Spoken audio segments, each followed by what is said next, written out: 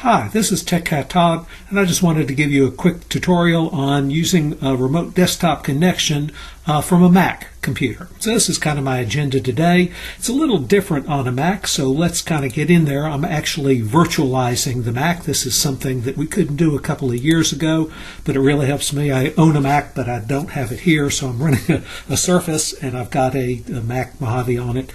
But anyway, here I am. In a Mac, I'm in Safari, got to the TechCat site. So one of the first things, just as we look at all this and get back and keep our agenda up, this is beginning assuming that you've already subscribed and you have your credentials. So if I go back here, if you haven't yet subscribed, the subscribe. You come to subscribe in TechCats, get the correct subscription, and then you can get your credentials. If they don't show up, what you do is you fill in your email, the subscription ID will show up, and then a button will show up where you can get them. So it's I don't know, that's kind of covered elsewhere. So I'm assuming you can kind of get to this particular point.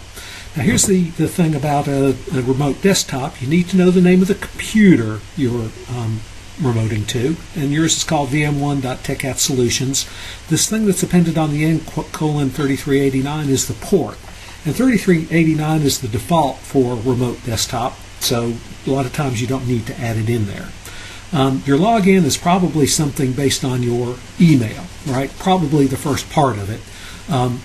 I couldn't quite use your @Augusta edges, won't have that, but sometimes we pre-pin that with the name of the VM and a backslash. We'll see how that all plays out, but whenever I talk about your remote DNS, domain name system name, that's the one for your subscription. When I talk about your remote login ID, that's it.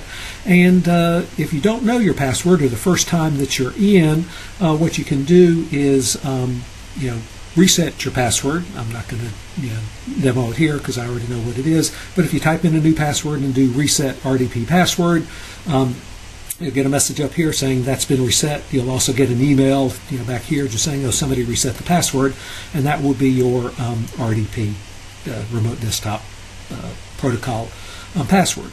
Well, here's the downside. On a Windows computer, when you do download connection, the system knows what to do with that RDP connection. It just says connect to this thing. But here on a Mac, and I'm not good at a Mac, so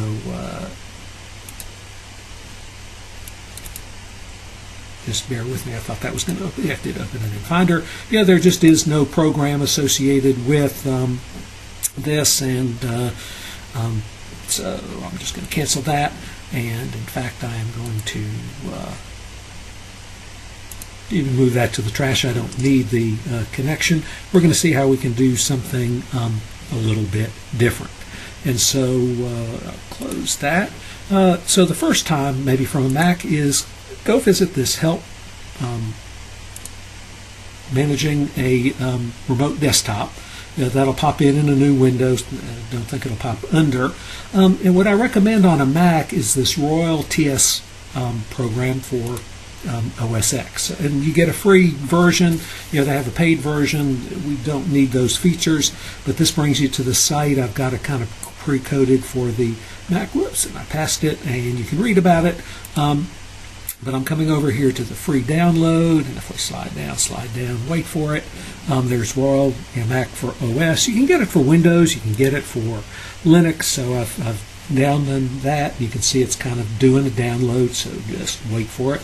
And this is going to be installed, and we install it and configure it, and then we'll be good to go. So it's bouncing up and down. I'm going to open it in Finder, and it's a DMG. A DMG you probably know is like an install for the Apple desktop. So double clicking there. Take a double click. Try again.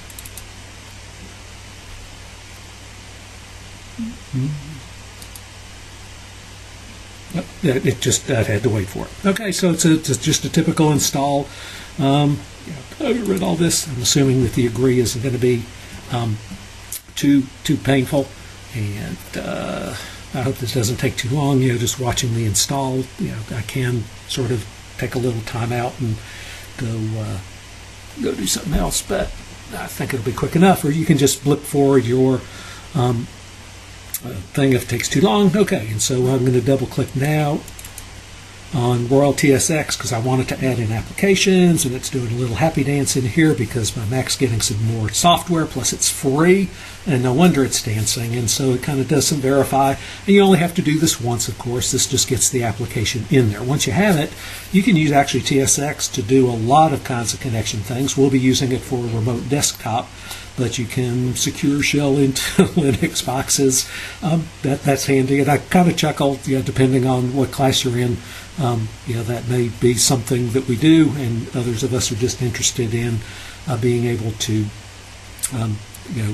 remote in and get like Microsoft Visio and that kind of thing. And I guarantee we'll get there, but the first time we just have to wait for it. And all right. And right, so Royal TSX is, it's from the internet. I'm going to go ahead and click open. I guess you could do this. Don't warn me if we use that quote disk image. We're not going to, shouldn't need to use that disk image much more. But it's just saying, oh, you downloaded from the internet. Beware. And I thought I got a little progress bar here about getting it installed. And yeah, it's kind of, you see the little dot there going. You can decide. I usually don't let them get the statistics unless it's something I'm really excited about. Here you're just using it as a tool. Think about that. I might automatically check for updates. We're not going to be so advanced in our use, so I just might leave that, but that's up to you. And I'm going to keep that disabled. That's just my choice, and I don't really mind. We don't have a license, and so to use the free version, just click continue down here. And it'll wait. And here's where kind of I practiced a little bit before you get I call it the rainbow wheel of death or the rainbow wheel of wait. While it's coming in, it's looked like it's asking for this license thing again, but it really isn't. And all right, so actually we have this in the background. Let's see, how can we don't need that anymore. I don't know if that popped under. Okay, so here we are in Royal TSX. The first time in, we need to worry about installing we need to worry about installing whatever plugins we're going to need. The plugin we need is, for this, is Remote Desktop. So it's got some guidance here, but it says, oh, okay, you can also just click here. And it will show you the various plugins that are available for the different kinds of connections. So come on. And wait for it.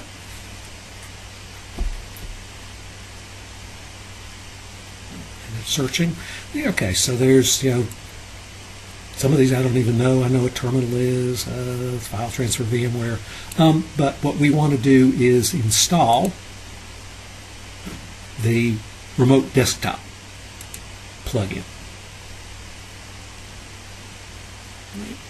And so, okay, the plugins will be installed after we restart, so I would restart now because we just want to see how good it is. Oh, by the way, this little install thing, now that it's cooking, we can get rid of. We don't. It's kind of installed, so we don't need to install it anymore.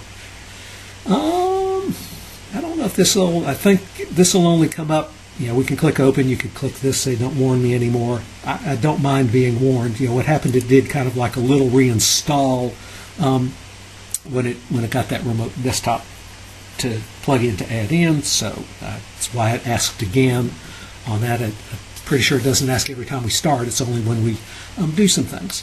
So here we are. And let me just show you quick, but please hang on for ways to make this better. But the very quick is up here at the top. Let me get rid of what was there. It says computer name, and if you do you type in your DNS name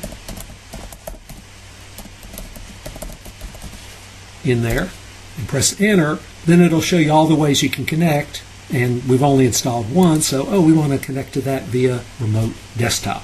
So it's connecting, This time I'm going to say specify username and password. Put in mine. Of course, you'll put in yours. It'll tell you how poor it is. This is you can change it to whatever you want. But the kind of the short of it is then here I am, and I have remoted into this server in the cloud that has all the tools that TechCats is making available, and there might be more pushed out there. But the idea is these are all configured. It's running on a Windows Server computer. You didn't have to install any of the software. And we can do things like if you needed to write a Word document for class, then you can just get in there and this is my classwork, whatever. And so I didn't install my computer that I'm running from, that I'm remoting from. Ostensibly, okay, I'm saving this. Now I'm saving it into documents. Keep in mind. Oh, so performant. Now it seems to. There we are. And I was practicing a little bit before, so I'm going to save there. Keep in mind that this documents is the documents folder that's up on that virtual machine, not the documents folder that you're remoting from. If I get this file button here and click it, or Windows Explorer it's called, and I go into documents, I can see there's my classwork. One thing I like to do is view and file name extensions. I'll leave that up to you, but boy, it really comforts me to be able to see that extension. That just doesn't look right without it, but it's a personal computer, personal connection, and on you go. Let's see some other tidbits. Got a little choppy there, and again, I'm kind of remoted in on a Wi-Fi. One thing you can do from the VM is get a internet connection, so that this is using Internet Explorer 11. It happens to be up on the VM. First time in, it might ask you recommended security policy and blah blah blah. So just kind of click OK. I wouldn't enable Skype. Doesn't hurt. And now I'm in here, and if I had to turn this into, say,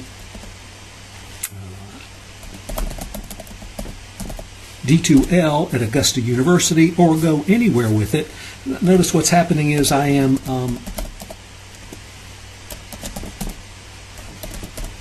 logging into D2L, or something else. I might have to run and get my phone. Excuse me just a second. For this two-factor authentication. Pardon me while I authenticate myself to my phone. Get a code here, enter passcode and passcode.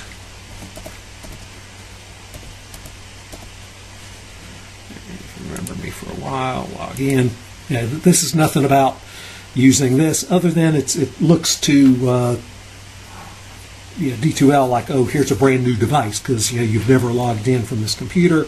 You can go to whatever your class is and upload that file, download files, do whatever you need. So if somebody, if an instructor needs something turned into D2L, or you just need to get a file or put a file somewhere via the internet, you can put it into Box, you can put it into what's it?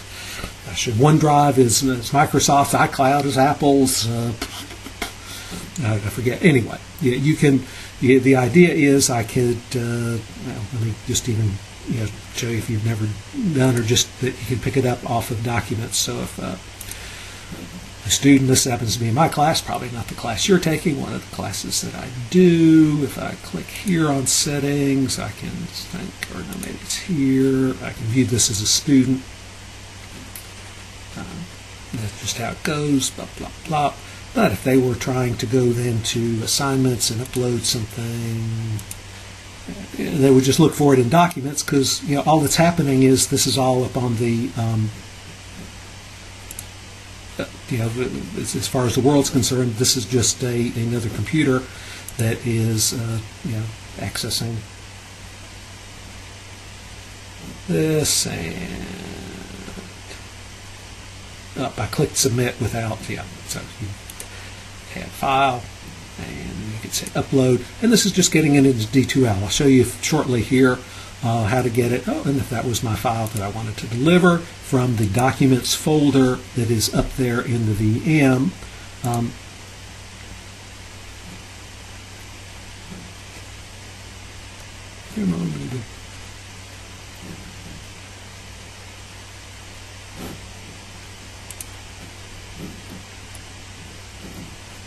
Then you can kind of do it that way. Got a little pall here in the responsiveness. Again, we're about 3 layers deep, so I've put that file in there. Then I don't do this much. I look at files all the time that students submit me, and then submit, and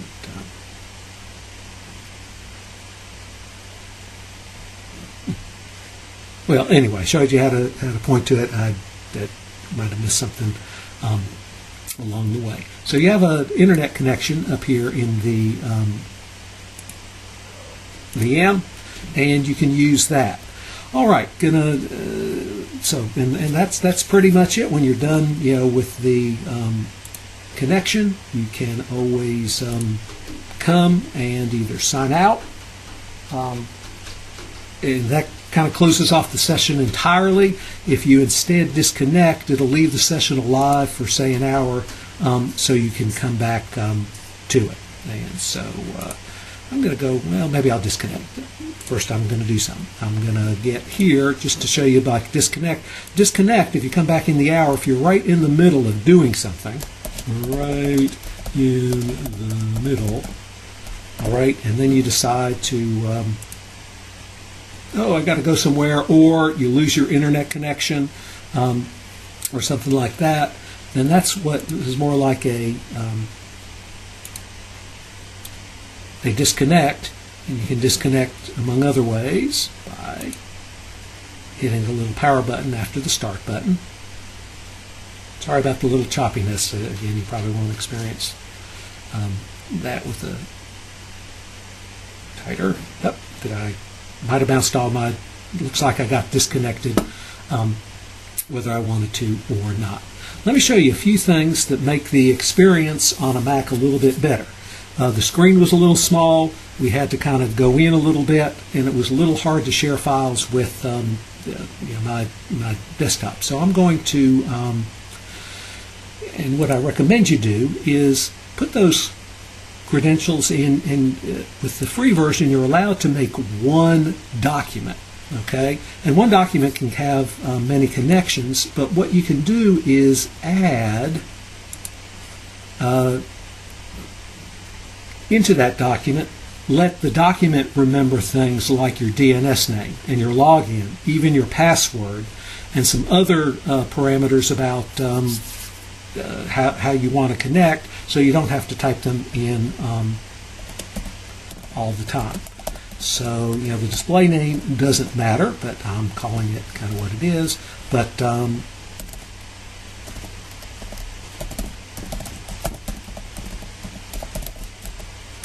the spelling is important to get right on this, right? But that's just our DNS name.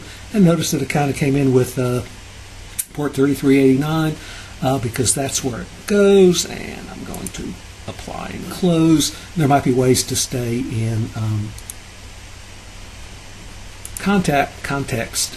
Let's see, I'm going to go look at this. So I right-clicked on the connection here. I want to look at properties. There might have been a way to get to some of those.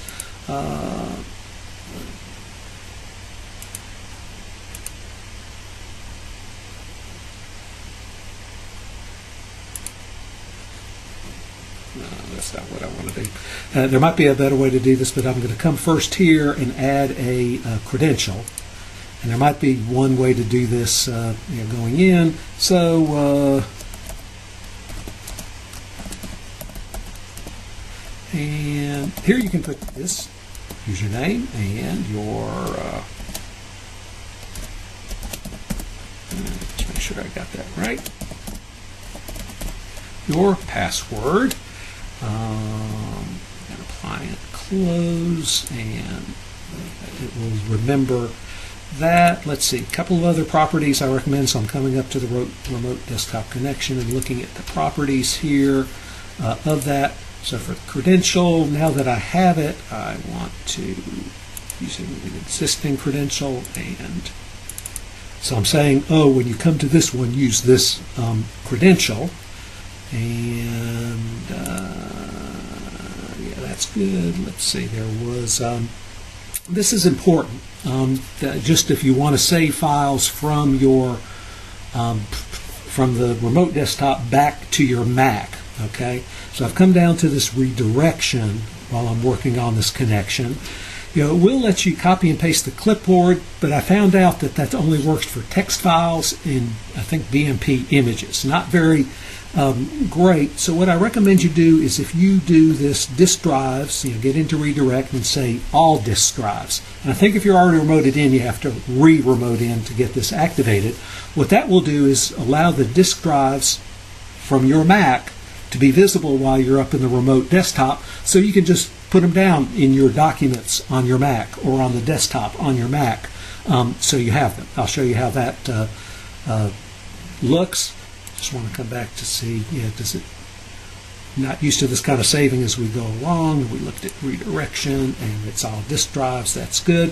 One other thing that maybe we want to fiddle with is we weren't getting a very good screen size. And is that up here? Yeah, display options. Okay. And it turns out, and you might play with this, but maybe just find something that works, is the desk size, the desktop size is defined as you remote in to remote desktop. And with the Windows remote desktop, it works a little bit better, and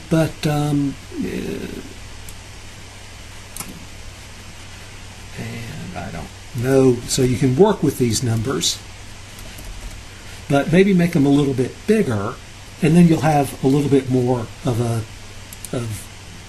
the desktop. Just, you know, so you kind of have to define before you go in. And what's going to work best on your screen is going to be, you know, just a, it might take a little bit of experimentation. So now that I've got all that fixed, I want to connect. And notice it did get this right in the middle. Notice that this screen is now a little bit bigger, okay? And we don't want to do that, you know, winding around and everything. There is this, we can come up to the View tab and do a couple of things. I'm going to first check mark Use Extended Full Screen. What that reminds me is when that's enabled, the top menu goes away and the left menu goes away, but to get to the top menu, we shove up to the top, kind of like that. And to get the left menu, we shove over to the left if we need it, okay? And I'd let that message show when I do it. If you're good enough, you can remember that, then that's okay. Well, that was just a setting. If I go back to View and say Enter Full Screen, now I got something that looks a little bit, you know, we're almost there. You know, so if I come up here, I do get, and I'm getting two menus. I'm working in VMware for one, and I'm working, this is my Windows, and I kind of push over to the left. I get that side menu back from, that's the Royal TSX. But for while I'm working in here, I can just use this. And I can see I could probably make this a little bit bigger, but you'll have to kind of work with that, that room, you know, how big you can get this screen to look good on your monitor. I don't think there's a good way to get it to auto scale, yeah, but this is pretty good for the price. I'm going to get out of this.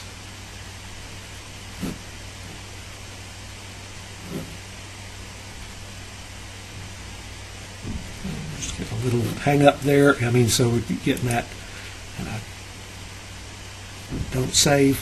I think that's more of a function of working within a VM, within a, I think it was pretty performant before, so just we'll bear with. All right, but I want to show one last thing then. So here I've got a file that this is in Documents, something I saved. It's up in the course VM, but I want a copy of it because maybe I don't trust that it's going up into D2L, or I just want a copy to have a spare copy. By having done that drive redirection over on the left, you're going to see something about your Mac over here. Okay, and actually I see two things. You can tell by the little, goofy little icon that's more like a disk drive up on a stand. I still have that Royal TSX volume loaded, but most important, you're going to see something that looks like your main Mac over here. And if I click on the button over to the left, well, what I'm getting here is these are all the folders. It's a little technical maybe looking, that are available on the Mac. You might never have looked under the hood on the Mac, but what you want to do is go into Users. If you kind of want to see it then when you get back to your Mac, if you open up Users, you're going to find a folder. Windows organizes itself the same way. It shouldn't take, like this. Like I said, I've got this two-phased thing going on. And so look for your login on your Mac and open that up. And if you want it in your Documents folder on your Mac, then go into Documents. If you want it sitting on your desktop, put it in your desktop. I'll put it in the desktop here. So I'm still kind of working up on this Windows computer, but I had copied. Right-clicked and said copy the classwork